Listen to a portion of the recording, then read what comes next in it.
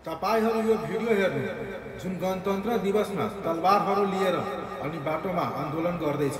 म भन्न चाहन्छु नेपाल सरकारसँग अब गणतन्त्रको लागि अब खुकुरीहरु लिएर अनि तलवारहरु लिएर आन्दोलन गर्नुहुन्छ।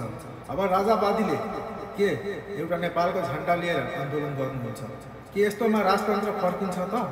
मलाई त लाग्छ फर्किँदैन, किनकि यिनीहरूले अब खुकुरी लिएर तलवार लिएर आन्दोलन गर्नुहुन्छ अनि राजावादीले नेपालको झण्डा लिएर आन्दोलन गर्नुहुन्छ। के तपाईहरुलाई लाग्छ कि राजावादीले गरेको आन्दोलन सही हो?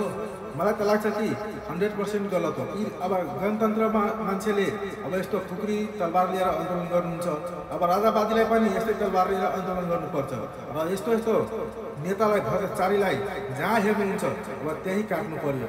जस्तै कि श्रीलङ्कामा जहाँ नेताहरूलाई हेर्यो जसले भ्रष्टाचारी गर्नुभएको छ, जस्तो राजाको पक्षमा छैन, त्यसलाई जहाँ हेर्नुभयो त्यही काट्नुभयो।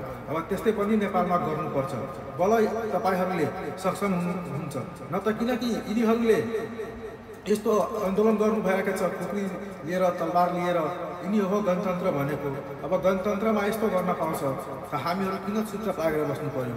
हामीलाई पनि अब हात हतियार उठाउनु पर्यो र बङ्गलादेशको जस्तै र श्रीलङ्काको जस्तै अब नेपालमा पनि गर्नु पर्यो, किनकि हामीहरू चुपचाप लागेर बसेर हुँदैन। हामी नेपालको झण्डा लिएर मात्र राजतन्त्र फर्काउन सक्दैन, किनकि हामीलाई राजतन्त्र फर्काउनको लागि अब हातमा हतियार उठाउनै पर्यो। हामी सम्पूर्ण नेपाली मिलेर अनि एकजुट भएर आवाज उठाउनु र हात हतियारको साथमा अब आन्दोलनमा आउनु, किनकि आन्दोलनमा जहिलेसम्म हात हतियार लिएर आउनु हुँदैन तहिलेसम्म राजतन्त्र फर्कनेवाला छैन। म भन्न चाहन्छु जब गणतन्त्रमा जब यस्तो गर्न पाउँछ भने, हात हतियार लिएर आन्दोलन गर्न पाउँछ भने किन राजतन्त्रमा पाउँदैन र? राजतन्त्रमा पाउनु पर्यो। र हामी राजावादी जति हुनुहुन्छ, जति नेपालको वासी हुनुहुन्छ, सबैजना आउनु हात हतियार लिएर आन्दोलन गर्नु। अहिले जुन नेताले अगाडि बढ्नुहुन्छ र राजतन्त्रको विरोधमा आउनुहुन्छ त्यसलाई अब डाइरेक्ट गर्दन काट्नु पर्यो। म यति नै भन्न बिदा लिन चाहन्छु। यो भिडियो हरेक नेपालीसँग अवश्य सेयर गरिदिनु होला।